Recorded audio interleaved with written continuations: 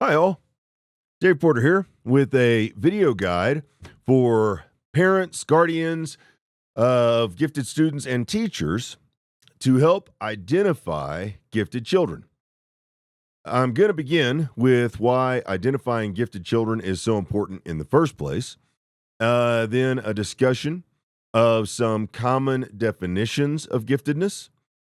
Then I'll talk about what might go into a body of evidence, a BOE, to support a designation of gifted for a student. That'll include testing, student portfolios, interviews, etc. I'll briefly discuss some of the commonly used identification tools. Those are achievement and ability tests, and when those tests may fall short. I'll go over some common characteristics of gifted children. We'll look at parent and teacher nominations and some potential drawbacks.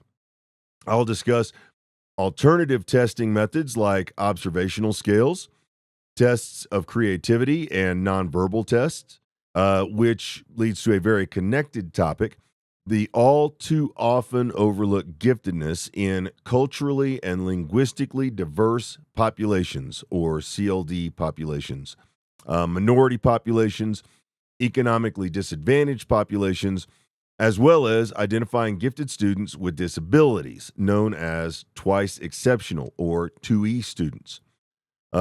This will also include what was to me a surprising barrier to identifying gifted students, along with what I view as one solution, but unfortunately, one that I view to be unlikely. Along the way, I hope to clear up some common misconceptions about gifted students. So, okay, this will be an information packed video. So, let's get started. Why even bother identifying gifted students? Won't their abilities enable them to succeed on their own? All too often, this is exactly the approach taken by schools around the country. Budgetary shortfalls, misinformed teaching, a number of factors often lead to gifted students being left to their own devices, or worse, being forced to act as a peer tutor, just regurgitating their knowledge to classmates instead of being allowed to advance their own learning. For anyone in any area, soccer players, tennis players, anyone, academics, to reach their full potential, they need teaching, coaching, guidance, an appropriate level of directed struggle. And this is definitely true for gifted students. Yes, there are many examples of people who dropped out of school and became very successful in their field. Albert Einstein, Mark Twain. My point is actually that if they had the educational experience they needed, the one that they deserved, schooling would not have failed them, and school needs to not fail our students now. Identifying students is the first step. And by the way, both Mark Twain and Albert Einstein had mentors. They found people to help them along when their education system failed them. Yes, not all gifted students will go on to do great things. They don't all change the world around them for the better. But developing our best and brightest students to their full potential gives us a much better shot at solving the problems facing current and future generations. Failing to identify and fully support our highest performing students helps no one.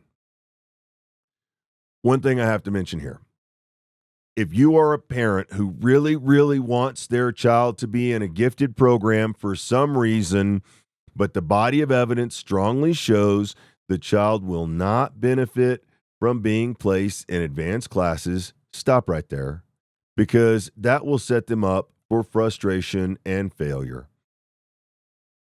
The drawbacks of pushing children into classes where they don't really belong far outweigh any possible advantages.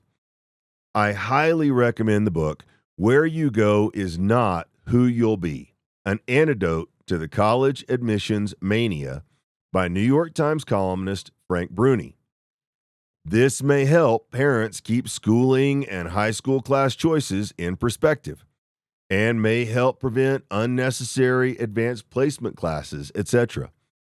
Parents, please understand that typically an A in English language arts will look better by far to a college than a C or D in AP Lit.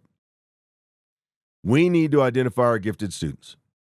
If you disagree and believe that in the United States, developing our best and brightest students to their full potential is not worth the trouble, okay, stop the video now and move on. For the rest of us, well, what does it even mean to be gifted? Most often, giftedness is thought of as a really high IQ, but there are other facets to giftedness. So, what is the definition of gifted? There are almost as many definitions of gifted in the United States as there are states. This is actually true. One great resource for this information is the State of the States report from the National Association for Gifted Children, or NAGC. You can find these at nagc.org. Some states have fairly detailed definitions of what it means to be gifted, while others have very broad, somewhat nebulous definitions of gifted. Like Alaska's, gifted means exhibiting outstanding intellect, ability, or creative talent. Okay, that's fairly broad. While these broad open definitions can be inclusive, they can also be overly broad and overly subjective. Then there are states whose definitions are, to my mind, far too narrow to include many students whose potential really should be developed in schools.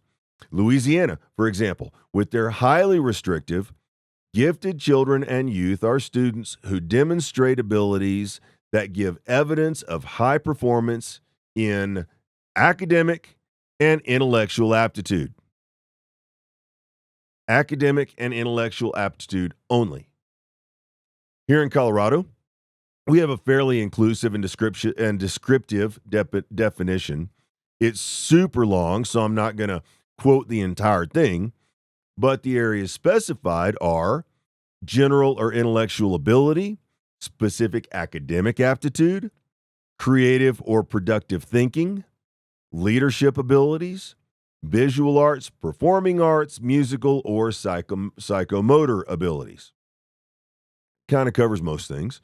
One definition, which is often helpful when attempting to identify children with gifts and talents, is NAGC's students with gifts and talents perform or have the capability to perform at higher levels compared to others of the same age, experience, and environment in one or more domains.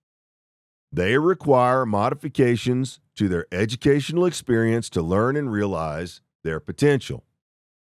Students with gifts and talents come from all racial, ethnic, and cultural populations, as well as all economic strata, require sufficient access to appropriate learning opportunities to realize their potential, can have learning and processing disorders that require specialized intervention and accommodation, need support and guidance to develop socially and emotionally, as well as in their areas of talent, and require varied services based on their changing needs. Also kind of long. But all of these definitions can be summed up by seeing the commonality among pretty much every definition of gifted that exists, which is that gifted students perform in one or more areas at a level beyond that of their same age or grade level peers or peers with similar experience. Knowing how far beyond and in what areas will help teachers and parents make the best decisions for helping students reach their full potential. Here in this video, I'm really going to be talking about identification, not placement. So we'll save placement for another time.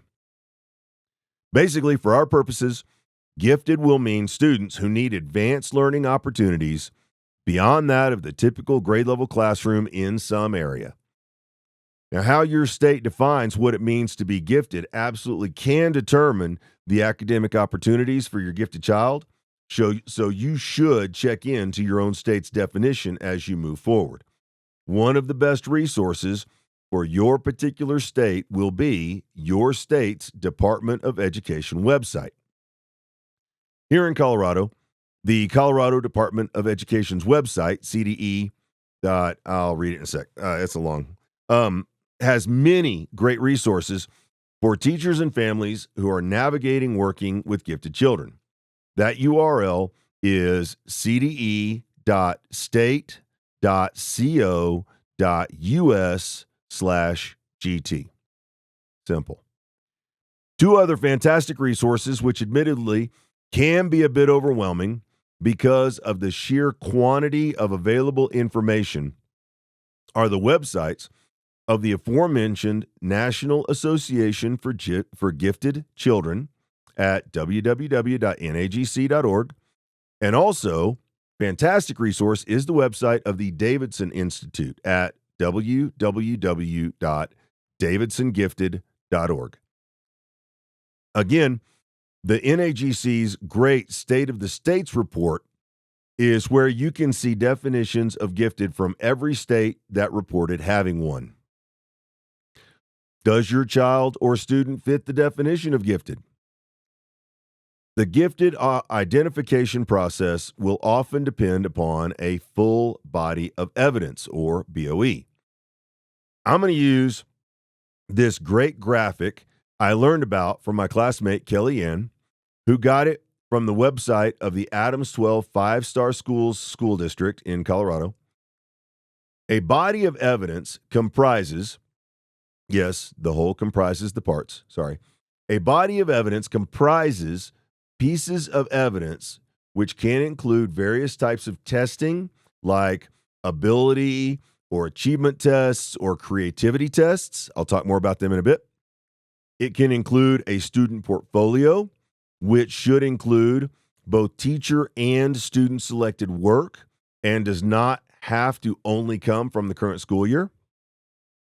Then the body of evidence can include parent and teacher questionnaires, anecdotal records, or observations. There are different checklists which can be helpful. A performance evaluation may be included. Interviews with the students can help identify giftedness. A body of evidence should be comprehensive enough to show that a student really is high performing in some area, or it should make clear that a placement in advanced classes is inappropriate. To testing. One of the most common ways gifted students are identified is through group or individual testing. Remember, one common characteristic of giftedness is a very high IQ.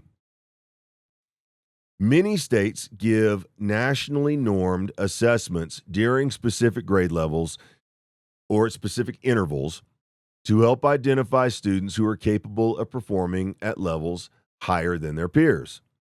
Nationally normed tests attempt to show the comparison between students around the nation at a given age or grade level. Tests like the Cognitive Abilities Test, or COGAT, or the Iowa Test of Basic Skills, the ITBS, are often given by schools and districts at a specific grade level. Here in Colorado, or at least in our area, the COGAT is often given in 2nd and 6th grades, for example. This is in order to measure student learning or intellectual ability. Ability tests like the COGAT are designed to assess student intellectual abilities like the ability to reason and use problem-solving skills. The Iowa Test of Basic Skills is an achievement test. This means the test is assessing how much a student has learned in typical academic areas. Achievement tests are excellent when given as a pre-test and post-test, or are given year to year, which can help identify how well a student has absorbed information and possibly how rapidly a student learns. That's an achievement test. All of these tests, and I mentioned creativity tests, I'll come back to that. All of these tests attempt to be valid That is, they try to assess what they are designed to. For example, responses on a math test need to not be skewed by a student's lack of reading proficiency. Also, these tests attempt to have no biases like cultural bias. For example, a reading passage with the expression line to gain would depend upon at least some knowledge of American football. That's just an example. I wouldn't expect to see the phrase line to gain on any of the tests we're talking about. Just an example. But cultural bias.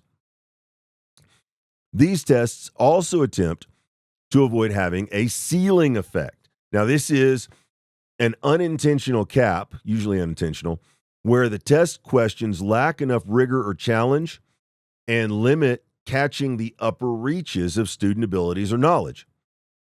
In spite of test makers' attempts to create tests with no ceiling effect, some students may benefit from off-level testing, which is exactly what it sounds like.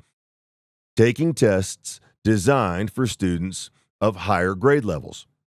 For example, a third grader may take tests normed for seventh or eighth graders. Many tests like the ITBS, the COGAT, the ACT, or the SAT even offer assessors testing instruments at varying grade levels that can be given to students to see just how high they can reach. One term to be familiar with here is talent search programs. Talent search programs are just that, typically run by colleges and universities. A talent search program will often have an annual testing opportunity where they look to identify students with highly advanced abilities in some area. Parents, especially, you may want to look into talent search programs in your area. What about test results? Again, typically with IQ or basic intellectual abilities, many states and school districts have a somewhat arbitrary cutoff for exactly what scores mean a student is gifted. Often this will be a percentile, like 95th percentile or 98th percentile. This simply means that a student performed as well or higher than 95 or 98% of the people who took the test. They are in the top 5 or 2% of students, respectively. Some experts suggest a cutoff for gifted identification of the top 10% of students. I've seen an argument that we actually should not look at this number, that the comparison of students to one another isn't important, because what is important is how quickly a student masters the curriculum. This is reasonable. It sounds reasonable. However, without knowing what is typical, how would we ever know what is advanced? It is important to note that even in the top 10%, there are still vast differences in student abilities. The top 10% and the top 2% are fairly different from each other. But again, appropriate placement is another talk altogether. Test makers spend a lot of time and money to accomplish valid, non-biased testing with no ceiling effect. But these tests, especially group tests, don't always work. If the group testing missed identifying a student that you believe exhibits characteristics of giftedness, it is possible that the child in question really needs an individual assessment given by a licensed professional instead. Maybe they had a bad testing day, or the particular group test given by the school was a poor fit. Every achievement and ability test is different from one another, and it's possible that the testing instrument used missed the mark with your child. It may be that a student or child exhibits real characteristics of giftedness, but no formal assessment shows this. This leads us to parent or teacher observations and nominations for gifted students. A comprehensive list of all characteristics of what giftedness could look like would be prohibitive. It's long. So I'll mention a few, but there are many resources out there which can help. One of the best I've used is the Davidson Institute's Gifted Traits and Characteristics at davidsongifted.org under the Prospective Families tab. So, what are some characteristics of gifted students that may stand out and help us identify them when testing has not shown a student is gifted? I'm sorry to say, teachers who have not been trained in identifying and working with gifted students are often, I'm sorry, some of the worst people at referring students for further assessment. Giftedness often takes the shape of divergent thinking or seeing many possible uses for objects or outcomes for problems or definitions for words.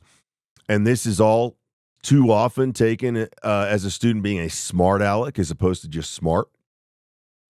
Giftedness often shows itself through a profound curiosity or a somewhat fixed interest in a single topic, and narrow focus can throw teachers off. Sometimes giftedness looks like challenging existing ideas, and this is not something all teachers view with enthusiasm. Teachers tend to view compliant, quiet study as gifted, as opposed to an active questioning of everything. Albert Einstein is known to have been slow to read. I fully believe that many schools in our American education system today would have relegated him to remedial classes and would have failed him. But I digress. If you have a child or student who exhibits a profound curiosity or a highly detailed knowledge of a subject or an ability that seems beyond the norm for their age, or they have really clever expressions of thought, or an ability to create very unique solutions to problems, or they're excellent at improvising, you should bring them to the attention of the school or district's gifted coordinator or gifted facilitator or an administrator who can help get the child assessed and placed appropriately. This is especially true and equally difficult for parents. It is especially true because you may very well see the student do things at home, frequent engineering feats of Hot Wheels tracks or amazing marble runs, or really creative drawing or music abilities, for example, that teachers in the school do not get a chance to observe. It is especially difficult because parents may not have a standard of reference as to what is normal and what is exceptional for a given age. If you have any thoughts that your child exhibits advanced abilities or learning, bring them up to the school's teachers and administrators. When in doubt, talk it out. Fortunately, there are observational rating scales which can be used typically by teachers during the school day, but there are rating scales for parents as well to give more definitive scores to characteristics and behaviors often found in gifted children. One frequently used instrument is the Gifted Rating Scales, or GRS. Another is the Scales for Identifying Gifted Students, or SIGs. These can be really helpful in identifying students who would really benefit from accelerated or differentiated learning opportunities. What about really creative students, though? I said I'd talk about some common misconceptions of gifted students, and this is the second one. Did you catch the first one? Think hard. If you said there is a misconception that gifted students do not need additional support because they should be able to learn for themselves, congratulations! You deserve a prize. You should probably pause the video at this point and get a piece of candy or ice cream or tea or whatever you use to reward yourself for a job well done. Don't worry, I'll still be here. Anyway, so misconception number 2 is that highly creative or possibly artistic students will always score very highly on ability tests as well. There are certainly students who have really creative talents like musical abilities or artistic abilities, and who also have really profound academic abilities. True scientific innovation requires not just scientific knowledge, but a creativity to see what might be possible. But there are certainly students who have a real gift in a creative art who will not show up as gifted on achievement or ability tests. Here I'm going to show you a couple of images that you may have seen in one of my previous videos simply because it's the best example I have from my own teaching experience. I was teaching a second grade class and we had an indoor recess because of the weather. A few of the girls in my class drew a picture of their favorite eats place, Sam's Deli Diner, around the corner from the school. I view this as pretty typical 7 and 8-year-old drawing. Another student who scored average to high average on the beginning of the year group test drew this, the dinner at Sam's Deli Diner. I do not picture this as typical 8-year-old drawing. Young 8-year-old at that. The student obviously has a creative talent, which she will develop just because she loves to draw. So why bother with creative testing? Well, in what other areas could she really excel given the proper direction? What can she do besides draw that we don't see during our one indoor recess time of the fall? We had more than that. But anyway, and we certainly need to support her artistic ability to the fullest. This student needs some sort of creativity testing because her gifting is not purely academic, but is more creative. Fortunately, there are a number of tests out there for creativity, like the Torrance tests of creative thinking, or TTCT, or the Profile of Creative Abilities, which includes a home rating scale and a school rating scale. These can help identify students who don't always show as gifted through the group ability or achievement tests given in schools. The website learningthroughplay.com, sponsored by the Lego Group, has a pretty useful document with great information about creativity tests in their aptly named appendix, choosing a creativity assessment that is fit for purpose. This can be found at a really long URL that I'll post in the comments if I can figure out how, but it's cms.learningthroughplay.com/media/YNRBFPI4/appendix assessing creativity _PDF.pdf. Told you it was long. Unfortunately, these tests, any individual test, can be somewhat expensive.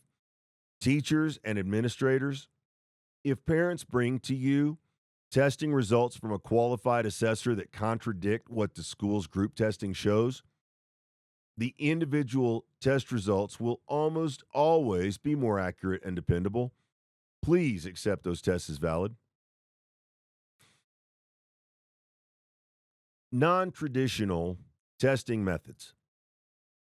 One of the most important use for non-traditional testing methods is in identifying gifted students from culturally and linguistically diverse populations, CLD populations, minority populations, economically disadvantaged populations, and in the identification of twice exceptional students, or 2E students, who have a disability along with giftedness.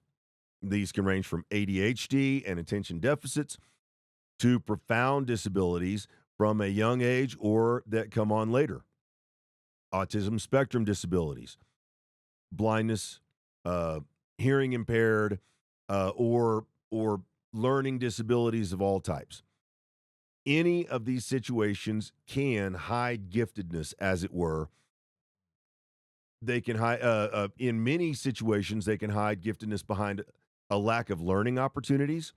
They can hide giftedness behind language or cultural barriers, behind situational barriers like frequently moving or missing school, which is interestingly true of many military families. I do view them as a special population. Disabilities and learning deficits can mask student abilities or potentials. Or a student could just be too young to have the language skills needed to show what they know on more traditional achievement or ability tests. One of the most common methods of identifying these students comes in the form of nonverbal testing. This is also exactly what it sounds like. Nonverbal tests like Raven's progressive matrices or the Naglieri nonverbal ability test, the NNAT, use visual problems like pattern recognition tests or diagrams to assess problem solving abilities, figurative reasoning skills. These can also help to test a student's working memory. Critics of nonverbal testing, critics of using nonverbal testing alone, they don't really criticize nonverbal testing, but critics of using nonverbal testing alone to identify gifted students have what I view to be some really valid points. I feel like this is important and often overlooked when people leap to nonverbal testing as a magic bullet for identification in these groups. This comes from page 51 of the book Alternative Assessments with Gifted and Talented Students by Joyce Van Tassel Bosca. This chapter was written by Drs. David F. Lohman and Joni Lakin, who state that far fewer than half of students who obtain the top 3% of scores on nonverbal tests do as well in core academic domain tests as peers in the same ethnic groups. And giving nonverbal tests shows a negative relationship with success in school, especially in domains that depend heavily on verbal abilities. That seems like common sense in this one, honestly. So, the most commonly used devices for assessing giftedness in CLD, minority, 2E, and economically disadvantaged populations actually fail and fail by a large margin to predict academic success in school. This came as quite a shock to me, and I'm going to note this as misconception 3. In my mind, this problem really needs to be solved at the level of the test developers themselves. According to Zappia.com, Pearson Publishing reported a revenue of more than $4.2 billion in 2022 alone. Now, this is the company that provides many of the achievement and ability tests that will be used in schools around our nation and the world.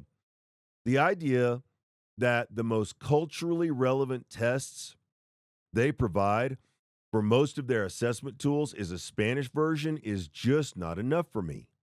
They need to do better. Will they? I'm not going to hold my breath. I view this as a possible solution, but one that is unlikely. That's about it for me today. Hopefully, I've helped teachers and parents understand considerations and tools for identifying gifted students, traditional and non-traditional testing methods, creativity testing, body of evidence, populations that may need non-traditional testing methods. I'd say the most important takeaways here are that, one, we must identify and serve our best and brightest students from every one of our student populations. Two, that giftedness may very well take forms that teachers don't often recognize as characterizing giftedness. And three, that traditional assessments can sometimes miss gifted students, especially those who are very creative, but not necessarily academically gifted, or who come from CLD, minority, economically disadvantaged, and 2E populations. And we must be open to alternative testing methods to make sure we identify and support them as well. I will try to put links and references in the comment section for you all. Take care, and thanks for giving me your time today. Teacher Dave here saying goodbye.